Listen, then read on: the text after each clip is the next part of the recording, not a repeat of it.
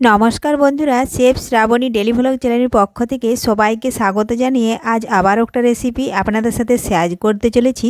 আপনারা প্রথম থেকে পুরো ভিডিওটা শেষ পর্যন্ত দেখতে থাকুন। আজকে বানাবো আমি পেঁয়াজ রসুন ছাড়াই মাছের এক সুস্বাদু দুর্দান্ত লোভনীয় রেসিপি। চলুন তাহলে শুরু করি। ভিডিওটি ভালো লাগলে একটা লাইক দিয়ে আমার পাশে থাকুন ও বন্ধুদের সাথে শেয়ার করে দিন। তো দেখুন বন্ধুরা, এখানে আমি রুই মাছের চাকা নিয়েছি। এই দেখুন, 4টে চাকা এখানে সরষে আর পোস্ত বেটে নিয়েছি। তো 4টে চাকা ভালোভাবে ধুয়ে লবণ হলুদ মাখিয়ে রেখেছি আমি 5 সেকেন্ড। এ দেখুন, এখন গ্যাস ধরিয়ে কড়াই বসিয়েছি, দিয়েছি সাদা তেল। সাদা তেল ভালোভাবে গরম হয়ে গেছে, আর তেল ভালোভাবে গরম করে নিতে হবে, তা না হলে কড়ার নিচে লেগে যাবে। এ দেখুন, গরম করে নিয়েছি। এখন রুই মাছের চাকাগুলো দেখুন তেলের মধ্যে এক এক করে আমি দিয়ে দিচ্ছি। দিয়ে এক পাশ ভালোভাবে ভাজা হয়ে যাওয়া পর্যন্ত আমি বেশ কিছুক্ষণ অপেক্ষা করে নেব। তার আগে যদি কোনো বন্ধু আমার চ্যানেলে নতুন হয়ে থাকেন, চ্যানেলটি সাবস্ক্রাইব করে বেল আইকন হলে সেট করে দিন সবার প্রথমে আমার রেসিপি পেতে। তো দেখুন বন্ধুরা, এক পাশ ভাজা হয়ে গেছে, এখন আমি আরেক পাশ উল্টে নেব। এই দেখুন, মাছগুলো উল্টে যাচ্ছে না, কিন্তু লেগে গেছে, তো ভাঙবে না। দেখুন, আস্তে আস্তে করে উল্টে নিচ্ছি। এই দেখুন, এইভাবে উল্টে নেব। মাছগুলো 4টে উল্টে নিয়েছি, এখন আরেক পাশ কিছুক্ষণ অপেক্ষা করে আমি লাল লাল করে ভেজে নেব। তো দেখুন বন্ধুরা, মাছের দুই পাশেই লাল লাল ভেজে নিয়েছি। এই দেখুন, আপনাদেরকে উল্টে দেখাচ্ছি। মাছগুলো একটু কড়া করে ভেজে নিতে হবে, তাহলে আর পরে ভেঙে যাওয়ার কোনো চান্স থাকবে না। এই দেখুন, লেগে গেছে, একটু খুরপিটা দিয়ে এইভাবে চাপ দিয়ে দেখুন আমি ছাড়িয়ে নিচ্ছি।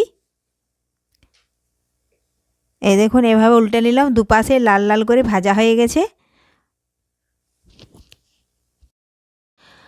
মাছগুলো এখন আমি তেল ঝরিয়ে তুলে নেব।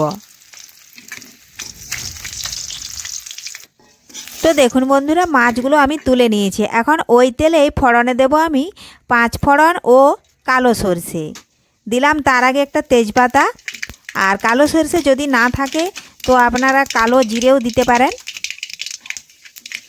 এ দেখুন, একটু সরষে ও 5 ফোড়ন ভেজে নিলাম। এখন ভাজা হয়ে যেতে দেখুন পোস্ত আর সরষে বেটে রেখেছিলাম, তার মধ্যে দিয়ে দিলাম অল্প পরিমাণে হলুদ গুঁড়ো, আর দেব একটু লাল লঙ্কার গুঁড়ো। আমি এখানে আজকে পেঁয়াজ রসুন ছাড়াই রান্নাটা তেলের মধ্যে এখন দিয়ে আমি দেখুন নাড়াচাড়া করে নিচ্ছি একটু। আর বেশি কিন্তু ভাজবো না, বেশি ভাজলে কিন্তু সরষে ও পোস্ত বাটার স্বাদ কিন্তু নষ্ট হয়ে যাবে। তো এখন আমি পরিমাণ মতো জল দিয়ে দেব।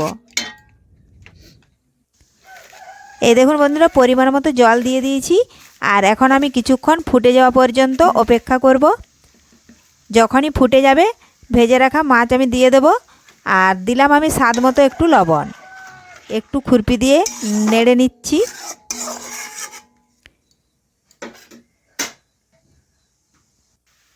এই দেখুন বন্ধুরা, ফুটে উঠেছে।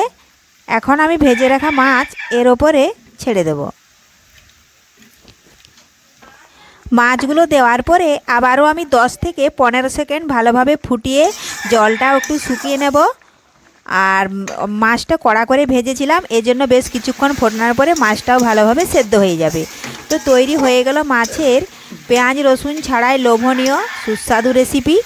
আর আজকের রেসিপি আপনাদের ভালো লেগে থাকলে লাইক শেয়ার কমেন্ট করতে অবশ্যই ভুলবেন না বন্ধুরা। ধন্যবাদ। ফিরে আসবো আবারও কোনো নিত্য নতুন রেসিপি নিয়ে।